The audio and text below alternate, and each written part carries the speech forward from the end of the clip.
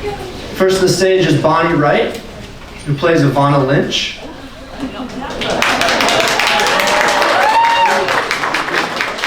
Next is Katie Leong, who plays Cho Chang. Followed by Matt Lewis, who plays Neville Longbottom. And of course, Rupert Grint, who plays Ron Weasley. And last but not least, the lovely Ivana Lynch, who plays Luna Lovegood.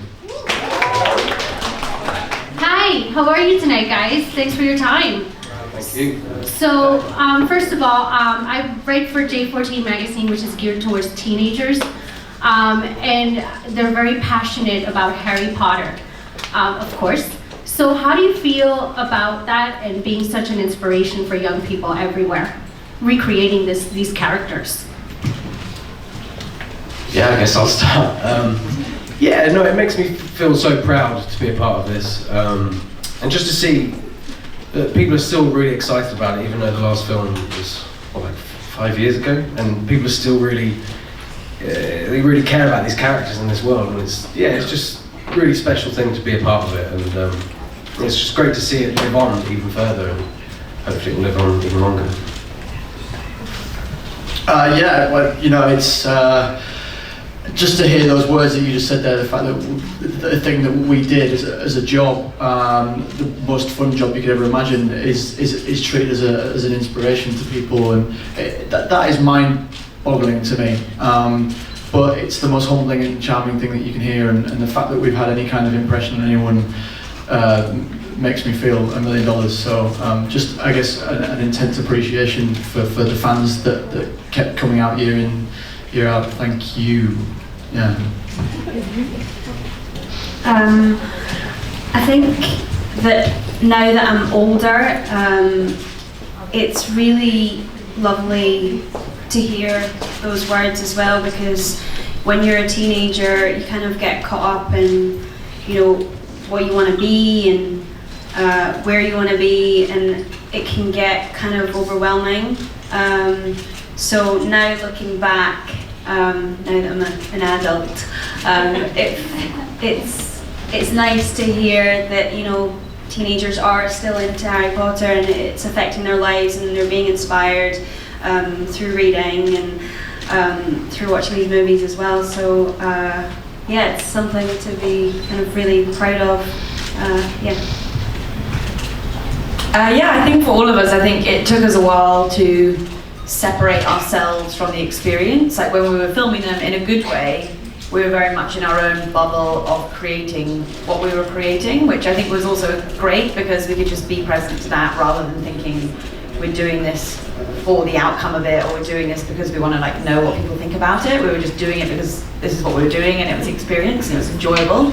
But that did mean that sometimes you never gain much perspective on it. So having finished the series and being able to distance it and sort of see it as one thing and one experience has been quite incredible, to sort of re-establish what it means to us, and re-establish individually what it means to us, because we were all doing it together, and it was all obviously, which was amazing because you're experiencing it and you weren't alone. But what's been quite nice is now to work out what my opinion of it was and how it affected me personally, and not how it affected like us as a thing. So that's interesting.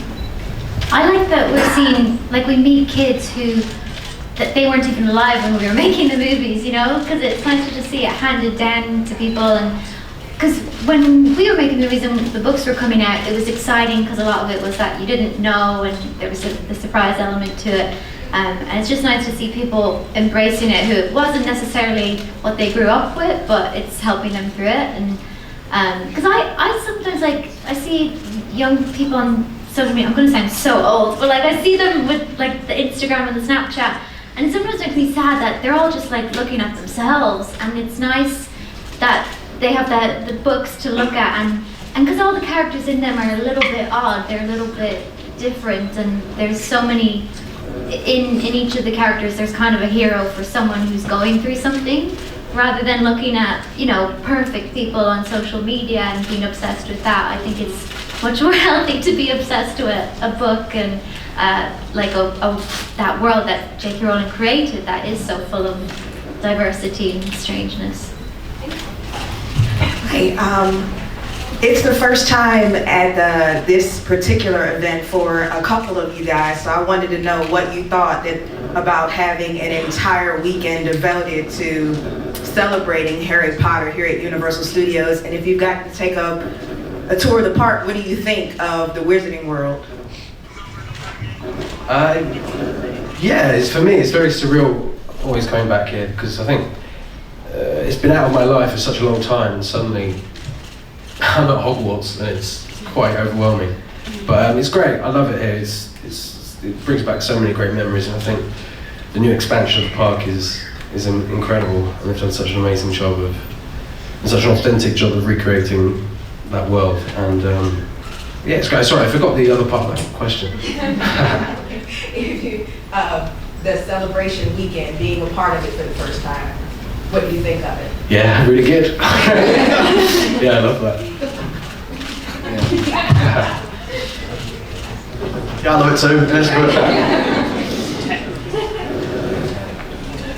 So a lot of the expo is based around Pottermore. Have any of you been sorted?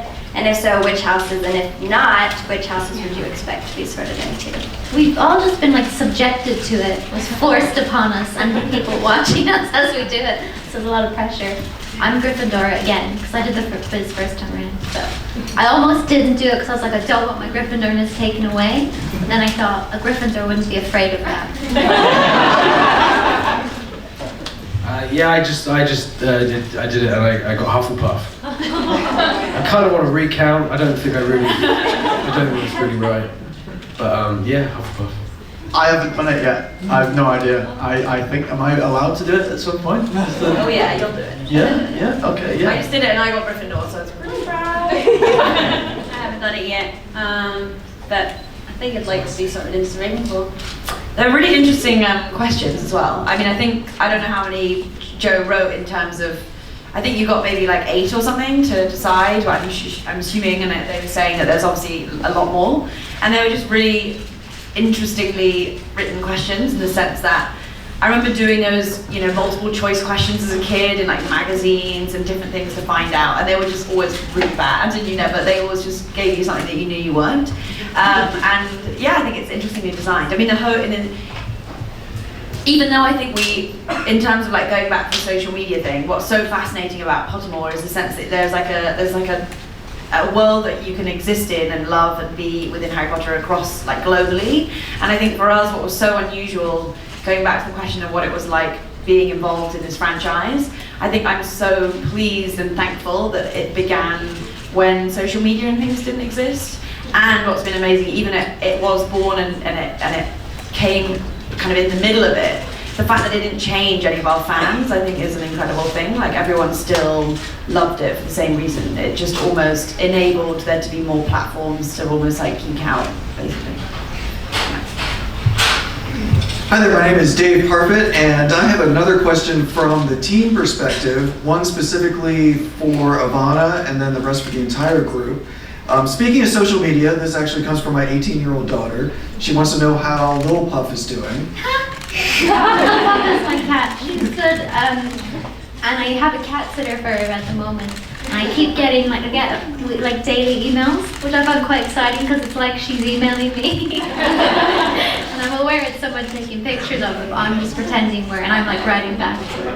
My daughter will be thrilled to hear that. The question for everybody, this actually comes from my 15-year-old daughter.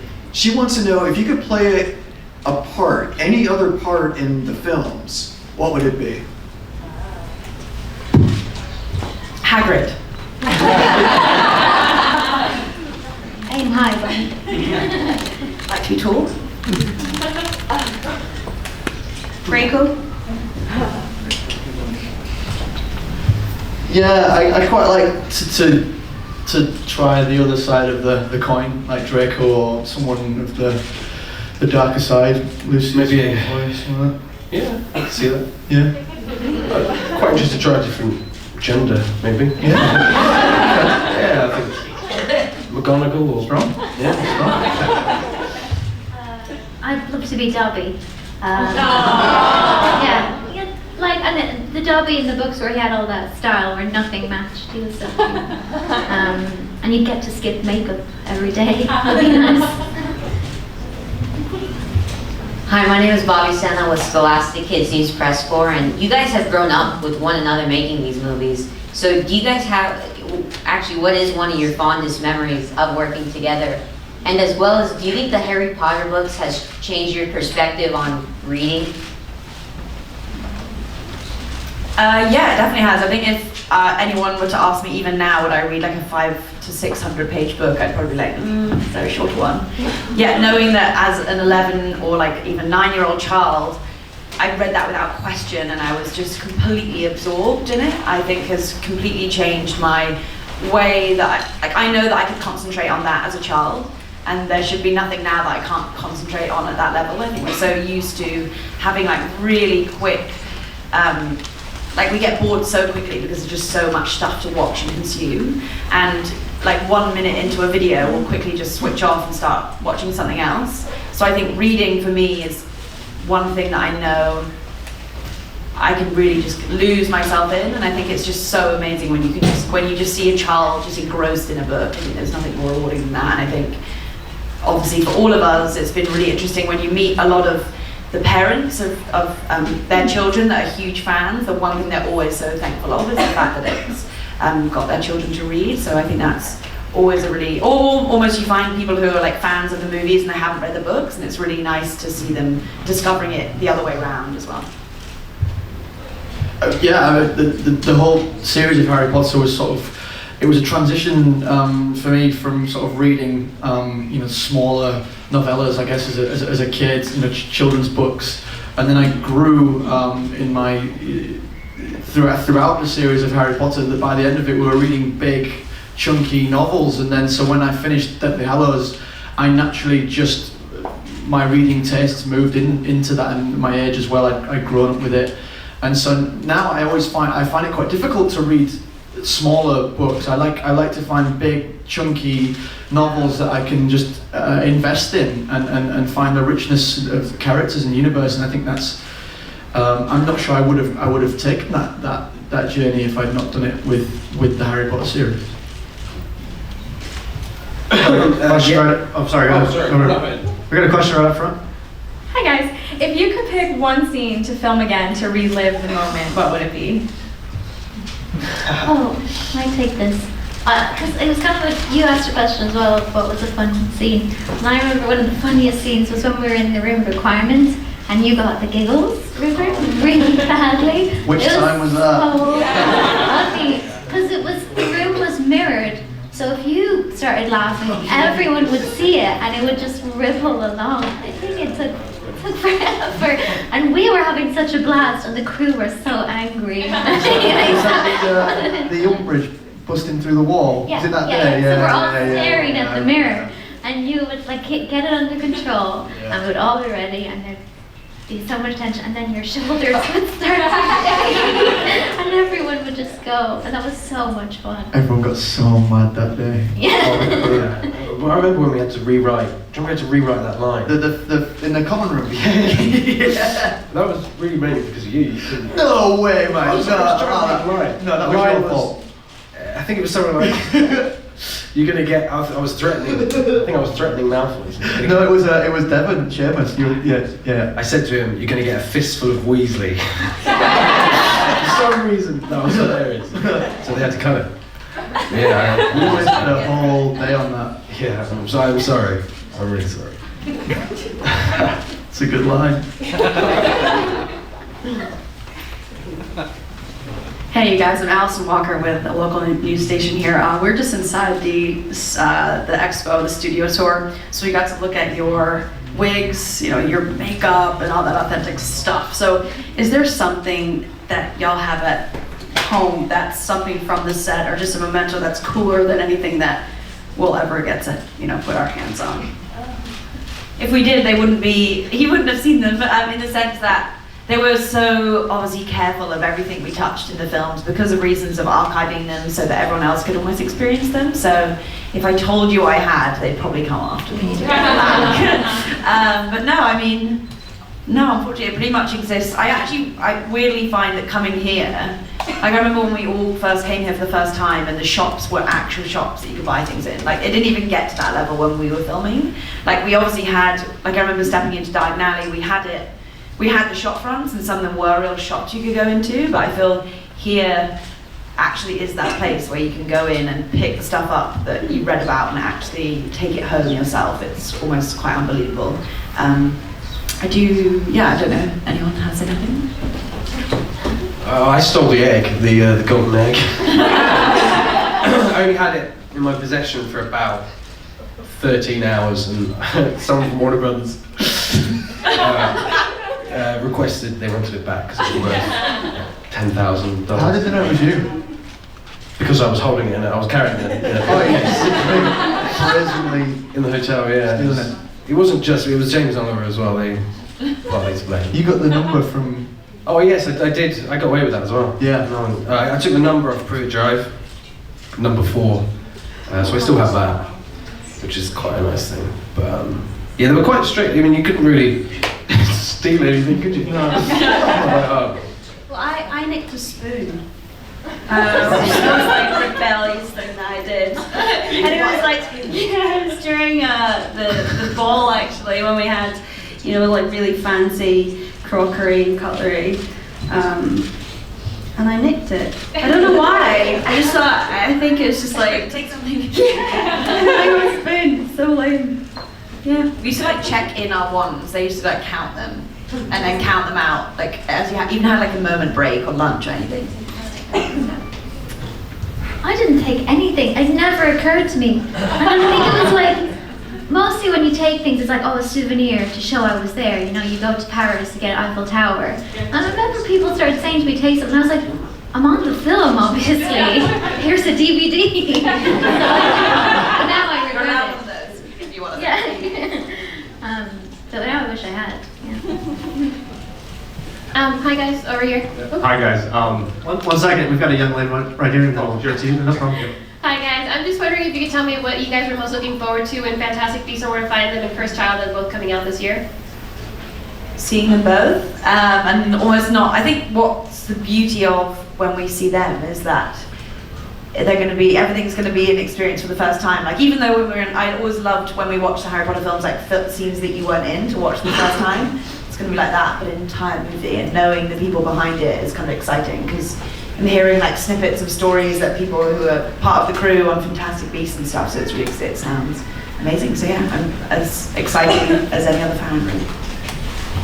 I went down for a set visit a couple of weeks ago, and I have no idea what is known and what's not, and what I can say and what I can't. So I'm going to say absolutely nothing. But it's having known absolutely nothing previous to going to visit, I was absolutely blown away by what they've got in store for everyone. And I can say now I'm incredibly excited about seeing it. I think it's going to it's going to really impress a lot of people, and I'm looking forward to seeing what Eddie Redmayne brings to the character and to the series. I'm sure he's not going to disappoint. Oh, hey guys. I have to admit that one of my most beloved characters from Potter is Snape. So can you guys share a memory about working with Alan Rickman on his recent passing? Something working on with him throughout these films. Well, yeah, that really it was quite a sideswipe that I really didn't kind of see that coming. Really was devastated, absolutely gutted. He was such an amazing man, and yeah, I have so many memories of him on set. I remember once in one of the early films, I drew a picture of him in a potions class, and it wasn't the most flattering portrait. And I can remember feeling him breathing down my neck as he was watching me do it. I was absolutely terrified. But he was really cool about it, and he kept it. And he was just the sweetest guy, very special. It was very sad to see him go. Yeah. I mean, Rupert nailed it really. It was a hell of a surprise for me, I think for everyone, and it was it was shocking, and I just remember, really, without wanting to go into any like details, just the warmth that he had on set, and the fun and the gravitas that he carried with him, like everywhere. He had an aura that when he went into a room, everyone noticed. And it's you know, it's what can you say? It's just tremendous shit, you know.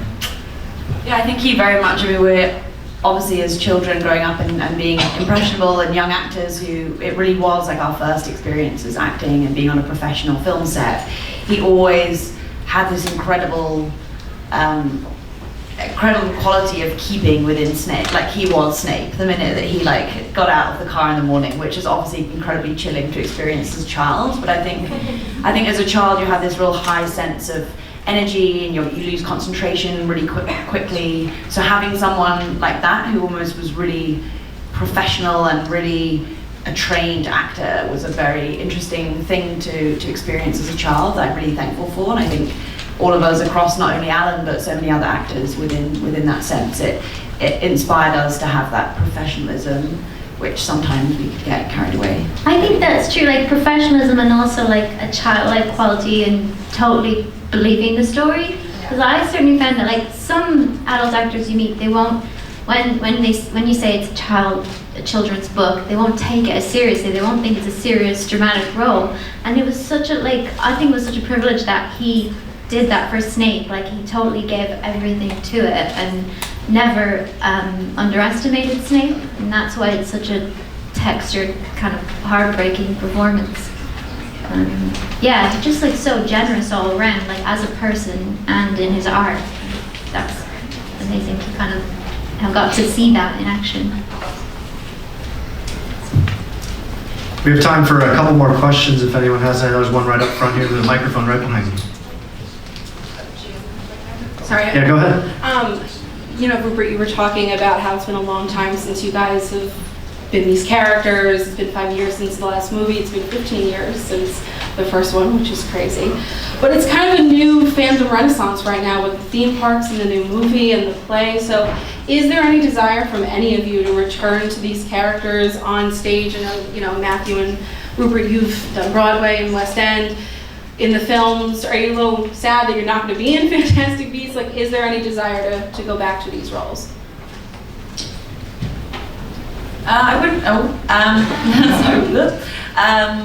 No, I think it's enjoyable. I personally feel that 10 years within one role is a substantial amount of time, in a way that all of us, I think, we're very ready and very excited at the next chapter in our lives, both professionally, personally, or even where we were physically. And I think it's always it can never leave us as an experience. Therefore, I don't yearn for it to be back in my life, because it is part of me. Like, I'm never gonna like not accept the fact that it's given me amazing opportunities and experiences that I never would have had, and I'm incredibly thankful for that.